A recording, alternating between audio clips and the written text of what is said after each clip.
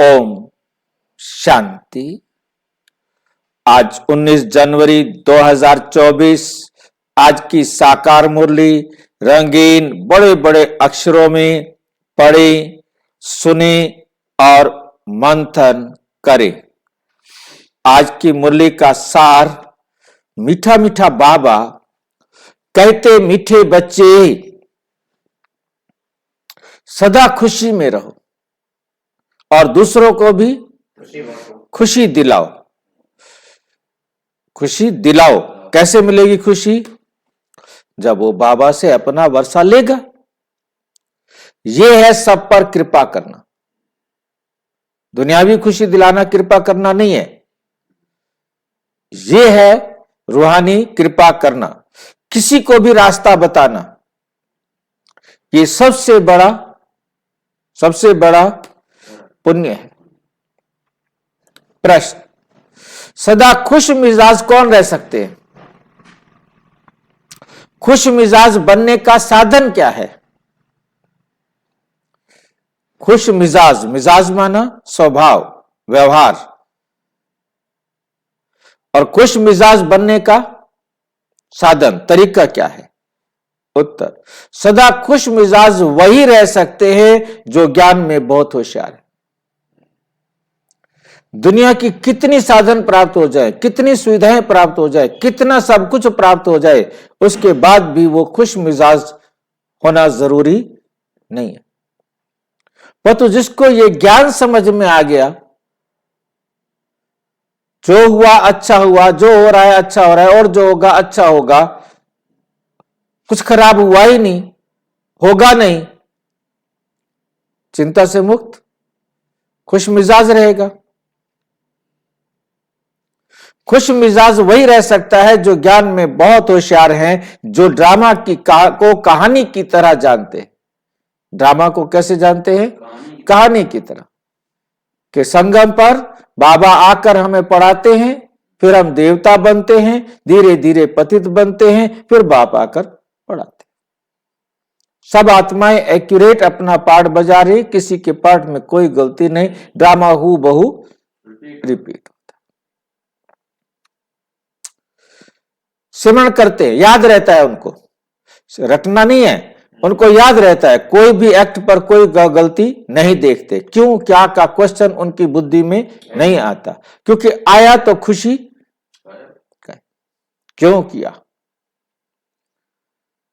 खुश मिजाज बनने के लिए सदा बाप की श्रीमत पर चलते रहना है। बाबा की श्रीमत है, क्या है श्रीमत? सुख दो, सुख लो, ना दुख दो और ना दुख लो। यही श्रीमत पर चलते रहो बस। अपने को आत्मा समझो और बाप जो भी समझाते हैं उसका अच्छी तरह बुद्धि में मंथन करो। विचार सागर मंथन करते करते खुश मिजाज बन जाएंगे। क्या बन जाएंगे? खुश मिजाज बन जाएंगे। अच्छा, ओम शांति। रूहानी बाप रूहानी बच्चों को, रूहानी बाप रूहानी बच्चों को, रूहानी बच्चों के साथ रूह रिहान कर रहे हैं, बातचीत कर रहे हैं। ये तो आत्माएं जानती हैं। क्या जानती हैं? कि एक ही हमारा बाप है, एक ही हमारा बाप है, और शिक्षा भी देते हैं। टीचर का काम है शिक्षा देना और गुरु का काम है मंजिल बताना। टीचर का काम है शिक्षा देना, गुरु का काम है मंजिल बताना। क्या है मंजिल हमारी? शांति धाम और सुख धाम। मंजिल को भी बच्चे समझ गए हैं। मुक्ति, जीवन मुक्ति के लिए याद की यात्रा बिल्कुल जरूरी है दोनों सहज। 84 जन्मों का चक्र भी फिरता रहता है। 84 जन्मों का चक्र भी फिरता रहता है। ये याद रहना चाहिए। अभी हमारा 84 का चक्र पूरा हुआ, अब वापस घर जाना है। परंतु पाप आत्माएं मुक्ति जीवन मुक्ति में वापस जा नहीं सकती। जो पाप आत्माएं हैं वो मुक्ति जीवन मुक्ति में वापस जा नहीं सकती। ऐसे ऐसे विचार सागर मंथन करना है। जो करेंगे सो पाएंगे। खुशी में भी वही आएंगे और दूसरों को भी खुशी में वही लाएंगे। औरों पर भी कृपा करनी है, रास्ता बताने की, रास्ता बताने की। तुम बच्चे जानते हो ये पुरुषोत्तम संगम युग है। ये कौन सा युग है? पुरुषोत्तम संगम युग है। ये भी कोई को याद रहता है, कोई को नहीं, भूल जाता है। ये भी याद रहे तो खुशी का पारा चढ़ा रहे। बाप टीचर गुरु के रूप में याद रहे तो भी खुशी का पारा चढ़ा रहे। परंतु चलते चलते कुछ रोला पड़ जाता है। चलते चलते कुछ रोला पड़ जाता है। जैसे पहाड़ों पर नीचे ऊपर चढ़ना होता है, वैसे बच्चों की अवस्था भी ऐसे होती है।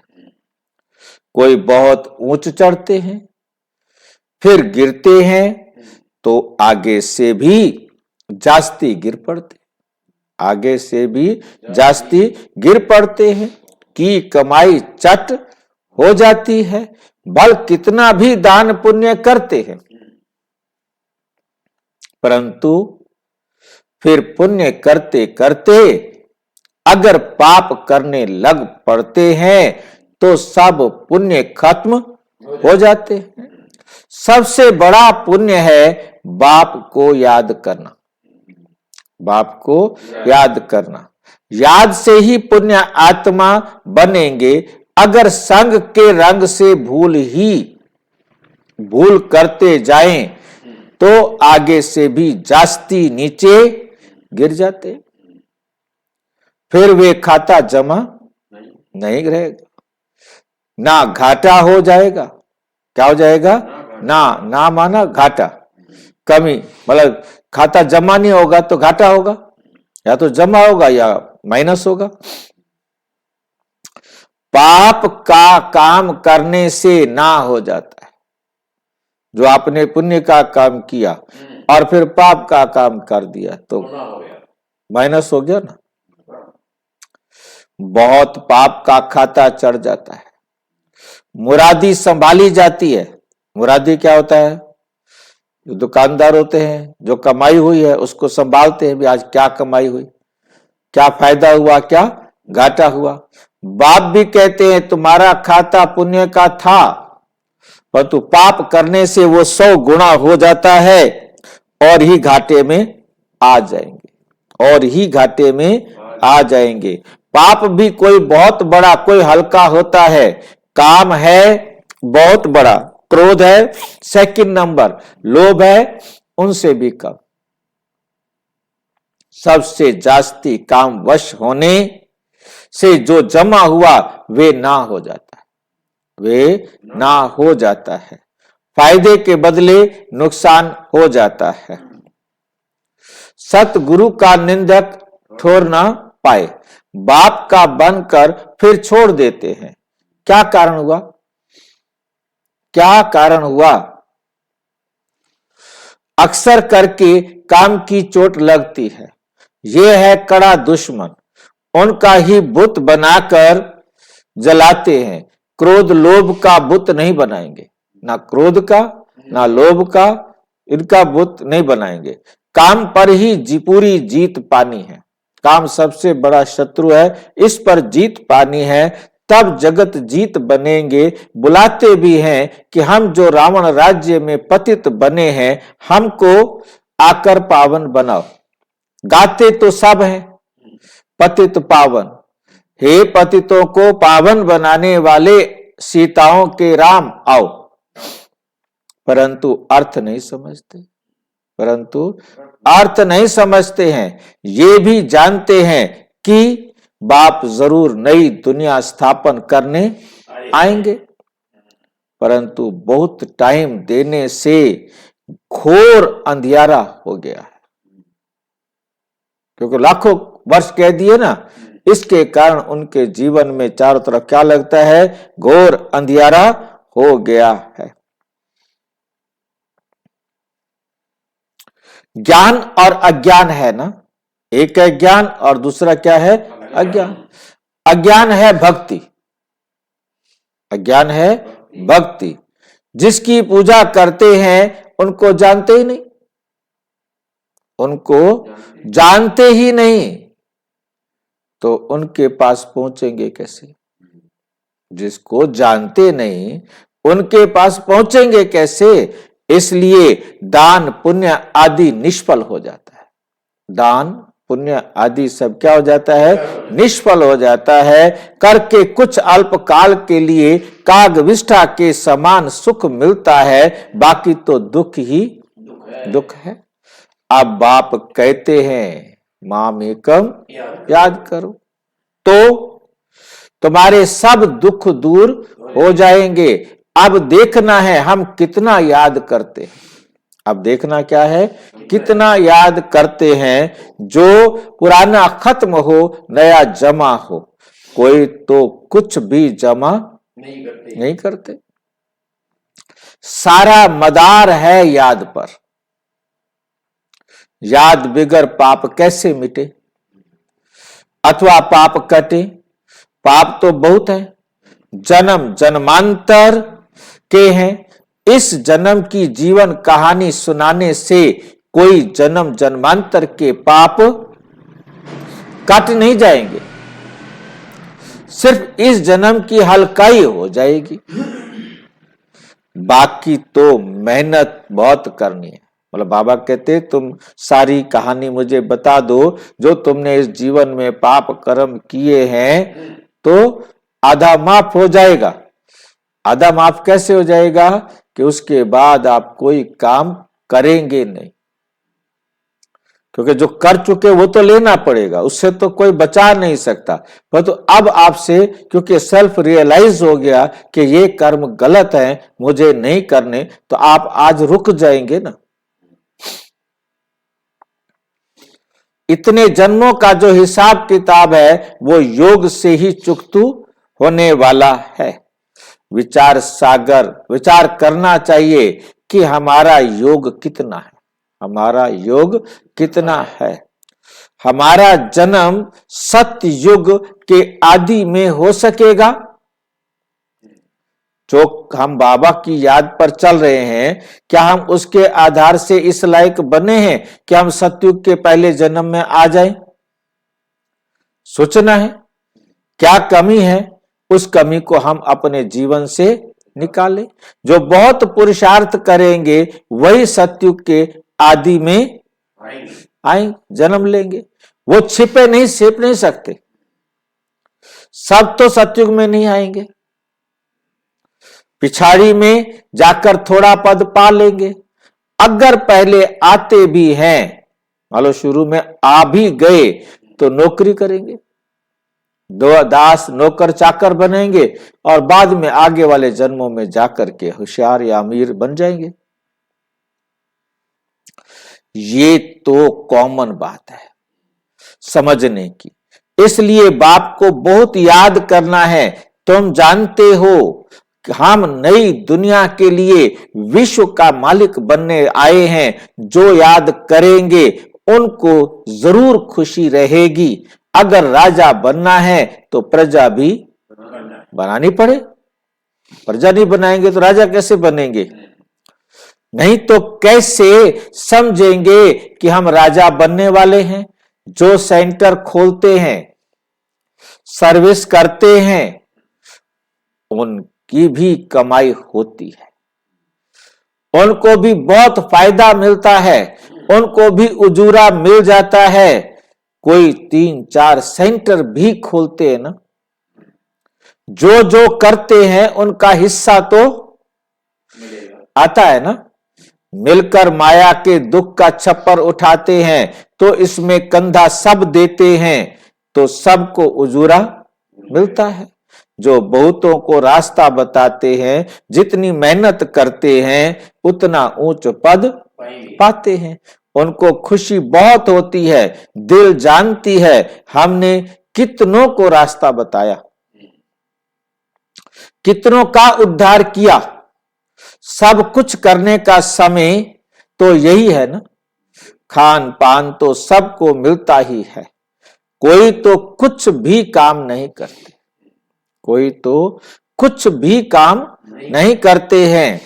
जैसे मम्मा ने कितनी सर्विस की, सर्विस से उनका बहुत कल्याण हो गया, सर्विस से उनका बहुत कल्याण हो गया। इसमें भी सर्विस बहुत चाहिए, योग की भी सर्विस है ना।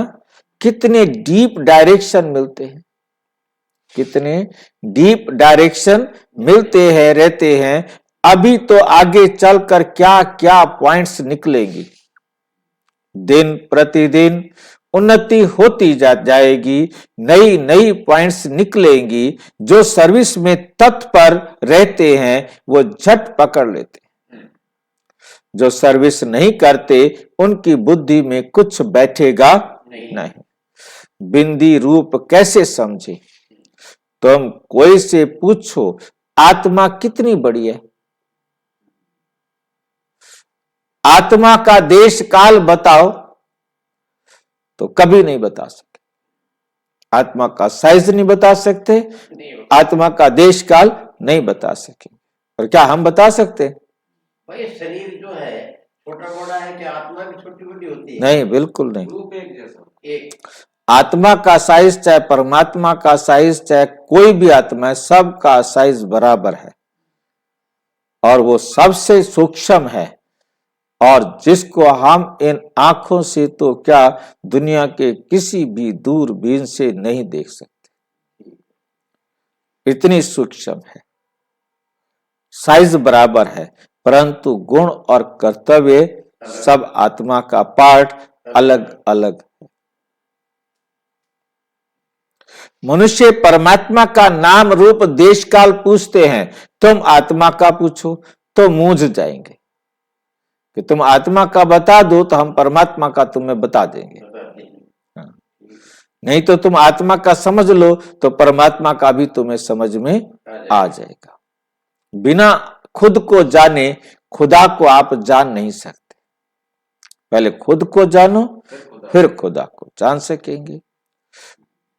किसको भी मालूम नहीं है आत्मा इतनी छोटी बिंदी, उसमें 5000 साल का पार्ट भरा हुआ है, इतना सारा पार्ट भरा हुआ है कि 5000 साल में मुझे कब कब क्या क्या कैसे कैसे कहां कहां कैसे करना है। कितनी बड़ी रिकॉर्डिंग है। यहां भी बहुत हैं जो आत्मा परमात्मा को जानते नहीं, यहां भी जो बाबा की मुरली सुन रहे हैं वो भी ना आत्मा को जानते हैं और ना परमात्मा को जानते हैं।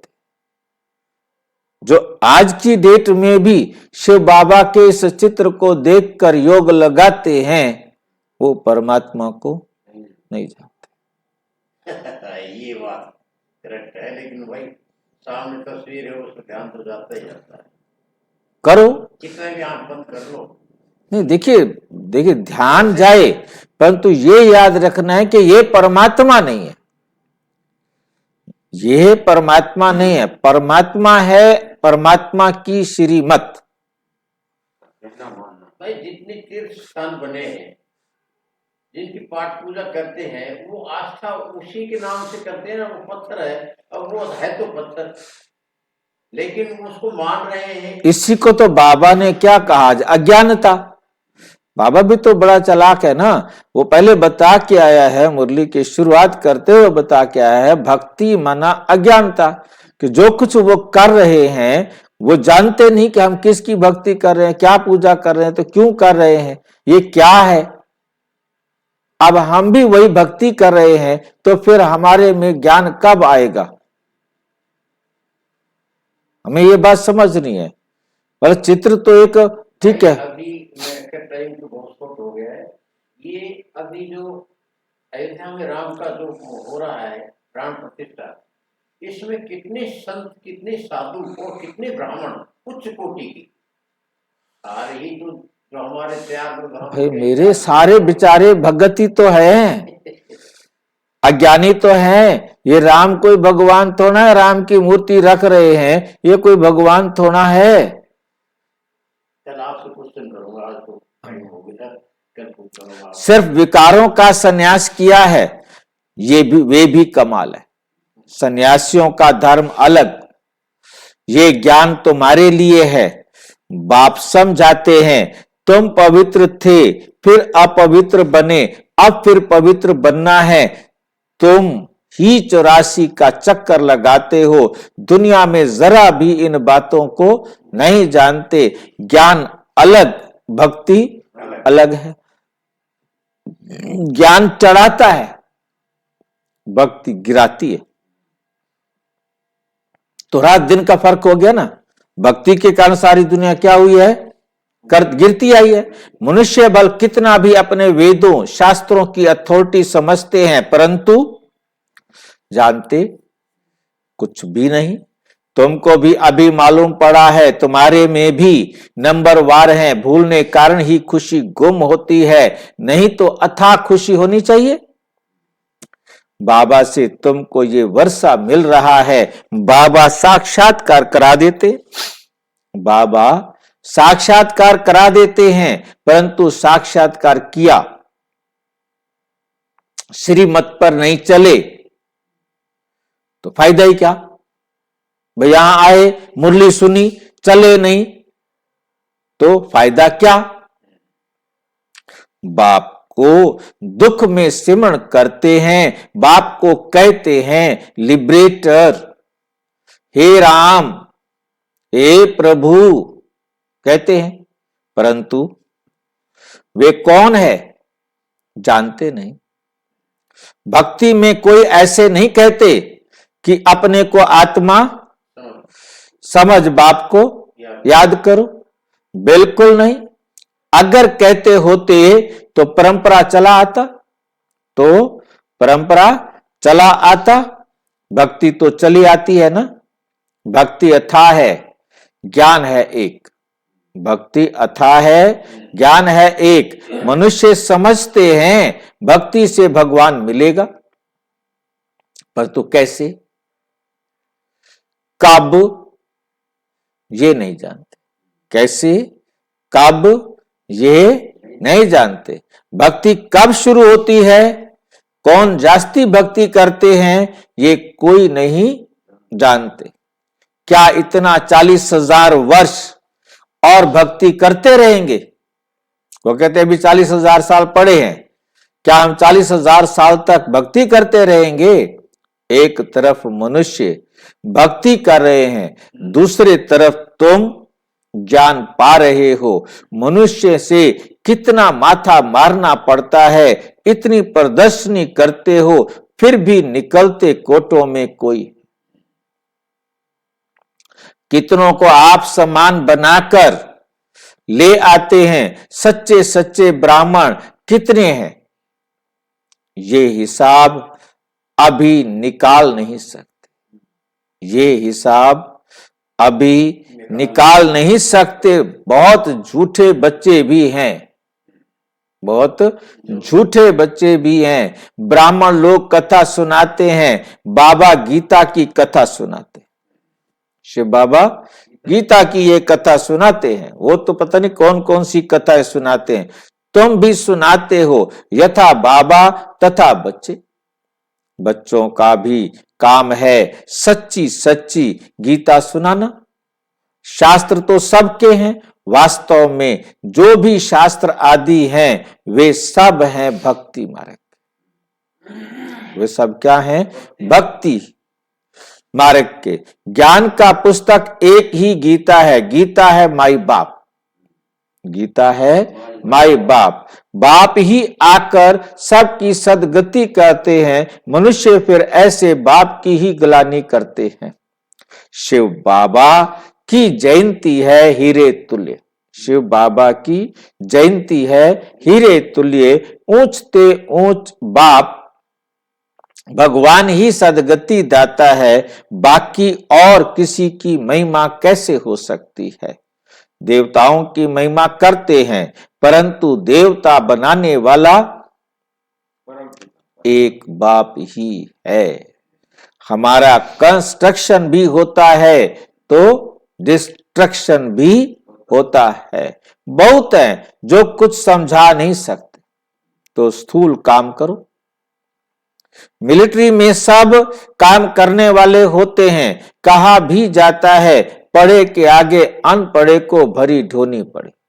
पढ़े के आगे अनपढ़े को भरी ढोनी पड़े। मम्मा बाबा भी करते हैं, उनसे सीखो, तुम भी समझ सकते हो। अन्यथा अनन्य बच्चे जो अच्छे अच्छे बच्चे हैं, अनन्य बच्चे कौन हैं? बाबा से पूछेंगे तो बाबा भी बताएंगे कि फलाने को फॉलो करो, फलाने को फॉलो करो। जो सर्विसेबल नहीं, वे औरों को क्या सिखलाएंगे? खुद सर्विसेबल नहीं है, वो खुद औरों को क्या सिखलाएंगे? वे तो और ही टाइम वेस्ट कर देंगे। बाबा समझाते हैं अपनी उन्नति करने चाहते हो तो यहां कर सकते हो। चित्र रखे हैं, हमने 84 जन्म कैसे लिए, ये अब समझा है तो दूसरों को समझाओ। यदि तुम्हें समझ में आ गया है तो दूसरों को भी समझाओ। कितना सहज है ये बनना। कल इनकी भक्ति करते थे, आज नहीं।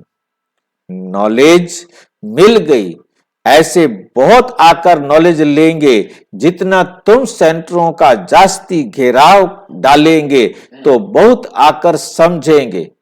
सुनने से उनको खुशी का पारा चढ़ जाएगा, खुशी का पारा चढ़ जाएगा। नर से नारायण बनना है, सच्ची सच्ची सत्य नारायण की कथा भी है। भक्ति से तो गिरते ही जाते हैं, उनको पता ही नहीं पड़ता है ज्ञान क्या चीज है। ज्ञान क्या चीज है? तुमको बहुत बेहद, तुमको बेहद का बाप यथार्थ समझाते हैं। बाबा कहते हैं कल तुमको राजाई दी, कल तुमको राजाई दी थी, फिर तुम्हारी राजाई कहां गई? तुम्हारी राजाई कहां गई? ये तो खुद जानते हैं, ये तो खेल है। एक ही बाप है जो सारे खेल का राज बताते हैं। हम कहते हैं बाबा आप बांधेले हो। कौन बंधेला है? हाँ, हम कहते हैं बाबा आप बंधेले हो ड्रामा में, आपको आना ही पड़े। अब हमारे कारण नहीं आए, आप भी ड्रामा में बंधे हुए हो, इसलिए आना ही पड़े। पतित दुनिया और पतित शरीर में आना भी कहां पड़ता है? पतित दुनिया और पतित शरीर में आना पड़ता है तुमको भी। आज शरीरी ईश्वर की बहुत महिमा करते हैं। बच्चे कहेंगे बाबा हमने आपको बुलाया तो आपको आना ही पड़ा, हमने बुलाया आपको आना ही पड़ा हमारी सर्विस करने, अथवा अपन इस हमको पतित से पावन बनाने। कल्प कल्प हमको सो देवता बनाकर आप चले जाते हो। ये जैसे एक कहानी है। जो होशियार हैं, जो होशियार हैं, उन्हों के लिए तो एक कहानी है। तुम बच्चों को खुश मिजाज होना चाहिए। बाबा भी ड्रामा अनुसार सर्वेंट बना है। बाप कहते हैं मेरी मत पर चलो, अपने को आत्मा समझो, देह अभिमान छोड़ो, नई दुनिया में तुमको नया शरीर मिलेगा। बाप जो समझाते हैं उनको अच्छी तरह मंथन करो, उनको अच्छी तरह मंथन करो। बुद्धि से समझते हो हम आए हैं ये बनने के लिए। एम ऑब्जेक्ट सामने खड़ी है। भगवानो वाच वो लोग भगवान को मनुष्य समझ लेते। वो लोग भगवान को क्या समझ लेते हैं?